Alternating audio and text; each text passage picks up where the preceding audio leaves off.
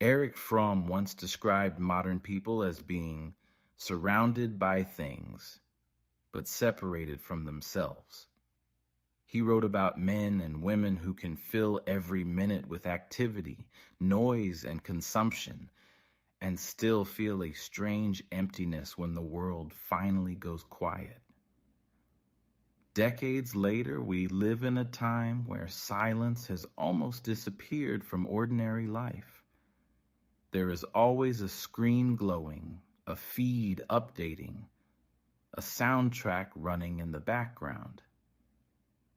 And yet, the most unsettling moments for many people are precisely the rare ones when nothing is happening. The train ride without headphones, the evening when everyone has gone home, the room after you close the last app. Why do these quiet moments feel less like rest and more like a kind of inner exposure? To understand that, we have to look at what Fromm meant by alienation and how it shapes the way we experience ourselves when the noise stops. For Fromm, alienation does not just mean feeling a bit disconnected or bored. It means being turned into a kind of object, a thing that performs, produces, and consumes, instead of a person who actively relates to the world and to their own inner life. In an alienated society, he says, we can be surrounded by jobs, objects, roles, and entertainment, and still feel that our own experience is strangely absent from what we are doing. We work, we scroll, we talk, but we do not really participate with our whole self. Most of the time, this emptiness is covered over by constant motion and noise. It only becomes visible in the quiet when there is nothing left to distract us from the fact that our actions and our desires do not feel fully ours. In that moment, silence is not just the absence of sound. It is a mirror. And if you are not used to seeing yourself, that mirror can feel more threatening than any external chaos. One of Fromm's most uncomfortable ideas is that many people are actually afraid of freedom. Not the word freedom, of course. Everyone loves the word. But the lived reality of freedom. Standing in front of your own life without scripts and having to decide what to do with it. Real freedom, for Fromm, is not nobody tells me what to do. It is the burden of choosing, of taking responsibility, of shaping your days according to what you truly value, rather than what is simply expected of you. That sounds inspiring in theory. In practice, it means you cannot hide behind, they told me, everyone does it, or I didn't have a choice forever. Silence is one of the few spaces where this fear shows up in its pure form. When nothing external is demanding your reaction, you suddenly face a much harder question. If nobody is telling me what to do right now, what do I want to think about, feel, or move toward? For a person who has learned to organize their whole existence around external demands and social roles, this question can feel almost violent. It exposes how little of their life is actually chosen. Fromm calls this condition escape from freedom. Instead of using our freedom to become more fully ourselves, we use it to run towards new forms of dependence. On systems, on authorities, on routines that tell us who to be. Ihu unisinos. In a world of constant stimulation, the phone, the feed, the background noise all serve as convenient authorities. They give us something to react to, so we never have to sit with the raw fact that, in this moment, Nothing is forcing us. And that what we do with that space reveals who we are. This is why a quiet evening can feel so strange, even unsafe. It drops us into the open field of our own freedom. And if we are not used to walking there, we immediately look for a fence. Fromm thought that modern people are not just afraid of freedom in the abstract. They are afraid of being individuals at all. One of his key concepts is automaton conformity, the tendency to solve the anxiety of being different by becoming almost indistinguishable from everyone else. You dress like everyone, desire what everyone desires, hold the opinions that seem safest to hold. You may feel restless or empty, but at least you feel normal. In such a climate, being truly alone with yourself is not just quiet, it is socially dangerous. The moment you step out of the shared noise and constant comparison, you risk noticing that many of your goals, tastes, and habits do not actually belong to you. They were absorbed from the group. This is part of why solitude has become so confused with loneliness. Loneliness is the pain of feeling cut off from meaningful connection. Solitude, for Fromm, could be something very different. A space where you are deeply with yourself, not abandoned by others. But when your identity is built almost entirely through external mirrors, other people's reactions, social media, work roles, being away from those mirrors feels like disappearing. A quiet room with no notifications can feel like proof that you do not matter, rather than an opportunity to rediscover who you are without an audience. So we surround ourselves with constant signals that we still exist in the eyes of others. New messages, new likes, new updates. The phone lit up on the table is not just a tool. It is a small, glowing confirmation that we are still plugged into the collective. When it goes dark and the room is silent, a deeper question appears underneath. If no one is watching me, if no one needs me right now, if no one is reacting to what I do, is there still a me here that I recognize and want to spend time with? For a person shaped by automaton conformity, the honest answer may be, I'm not sure.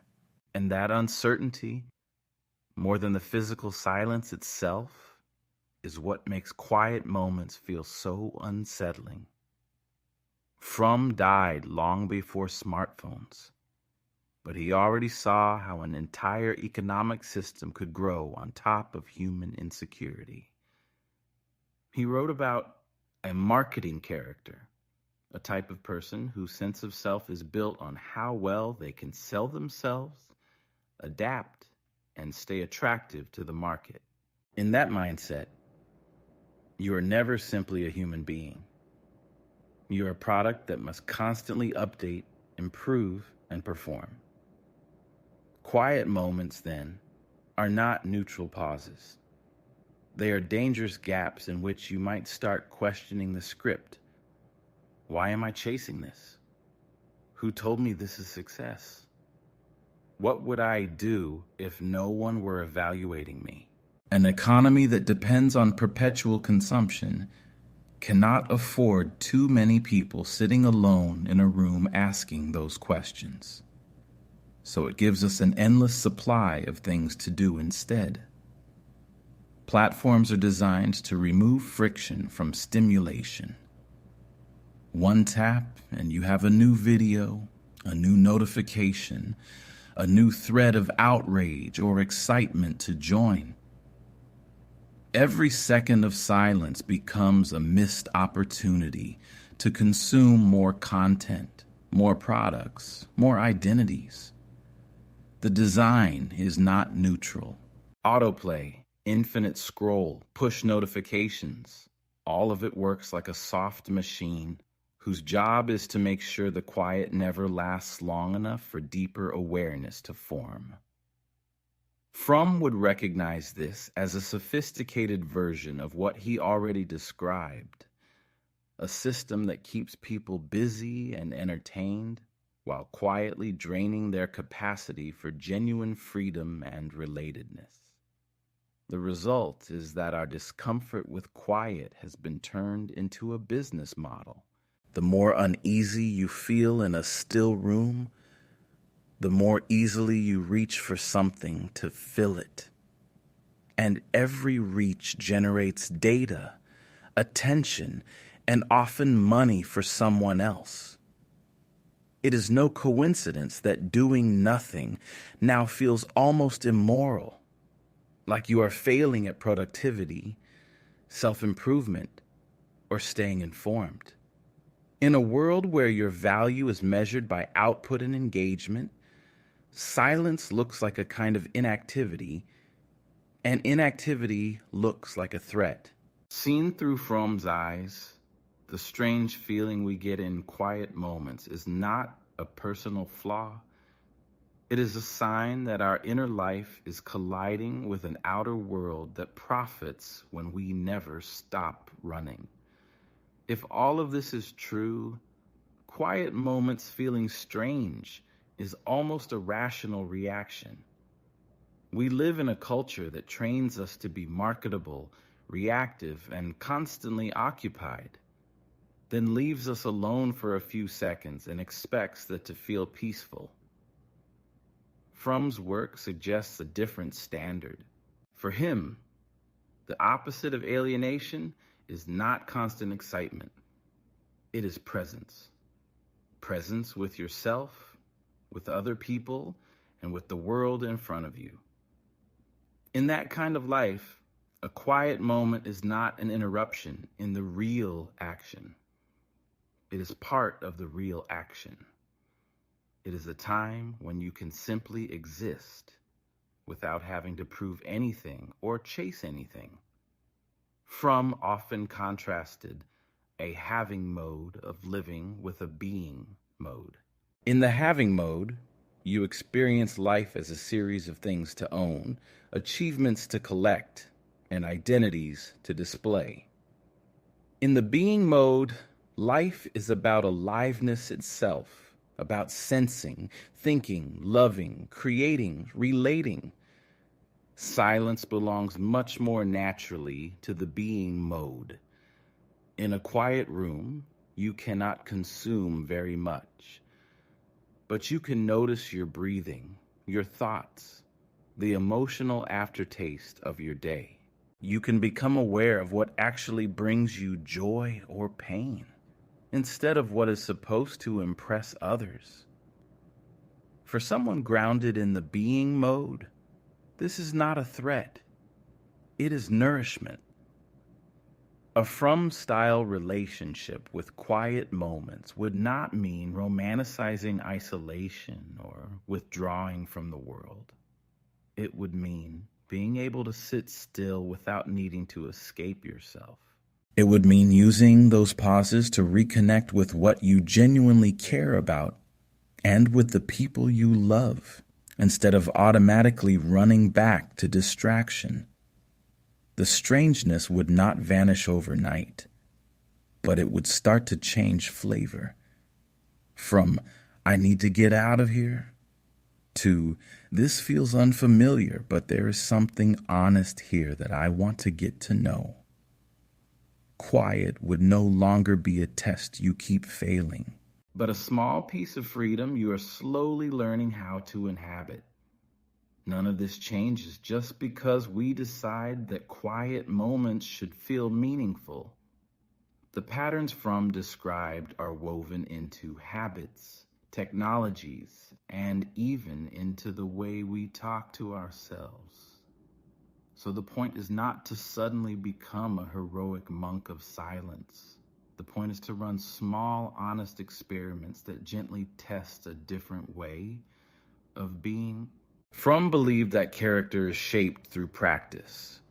We become more loving by acting lovingly, more free by taking small, concrete steps in the direction of freedom. Applied to quiet, that means giving yourself brief, realistic windows where you do not run from stillness immediately and watching what happens there without judgment.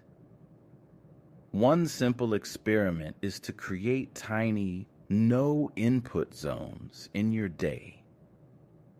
A 5-minute walk with no headphones, a shower where you do not plan your to-do list, a bus ride where you let the mind wander instead of scrolling.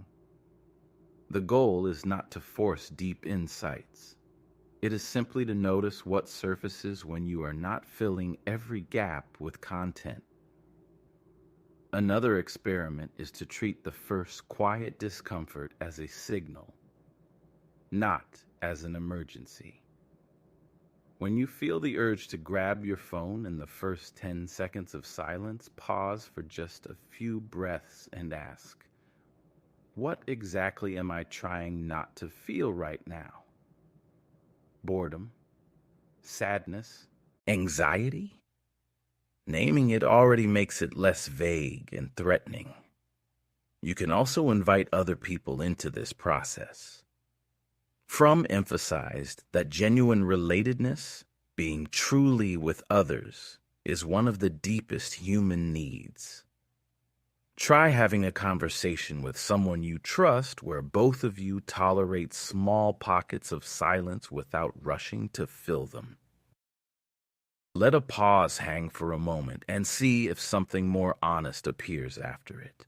These are modest exercises, but they slowly retrain the nervous system to see quiet as a space that can hold truth and connection, not just emptiness.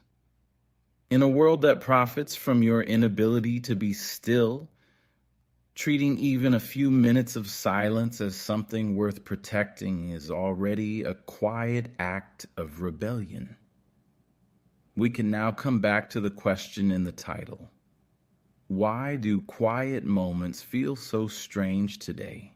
Fromm gives us a way to see that it is not just about phones or attention span or modern life being hectic.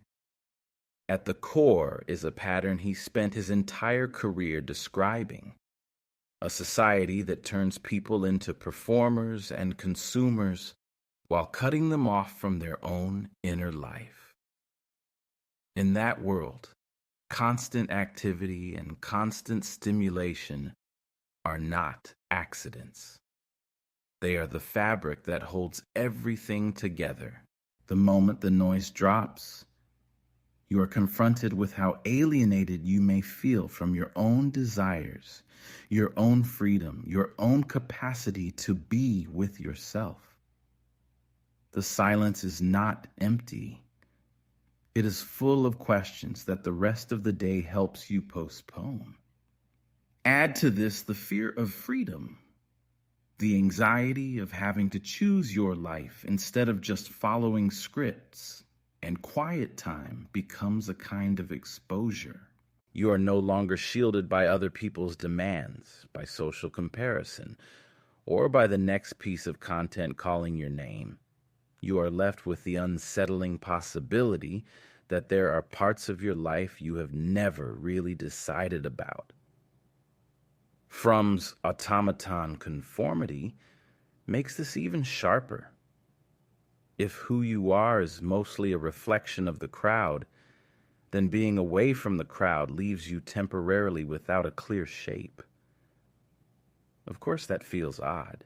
Of course, your first impulse is to turn the lights and the noise back on. On top of that, we live inside systems that actively monetize this discomfort. Every second of unease in a quiet room can be converted into another click, another scroll, another purchase. The strange feeling in silence is not only tolerated, it is useful. It keeps you moving, producing, consuming, proving. Seen through Fromm's lens, The weirdness of quiet moments is not a glitch in an otherwise healthy way of life. It is a symptom that the way we relate to ourselves, to freedom, to others, and to the world has become thin. The silence feels strange because it reveals that thinness too clearly. And yet, precisely for that reason, those same quiet moments may be the only places where a different, more truthful way of living can begin. Fromm would probably say that the goal is not to turn quiet moments back into something perfectly comfortable. Discomfort can be a teacher. The strangeness you feel when the noise drops is a signal that there is more of you than the part that performs, reacts, and scrolls. It is the part that does not fit neatly into productivity charts or social feeds. The part that still asks childlike questions about meaning, love, and what a good life actually is. If you anesthetize that voice completely, the days may become easier to fill, but they also become strangely flat. The price of never feeling awkward in silence is often never really meeting yourself.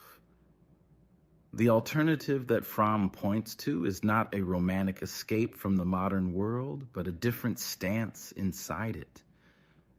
You still work, use technology, watch videos, talk to people, but you stop treating constant stimulation as the default state of being.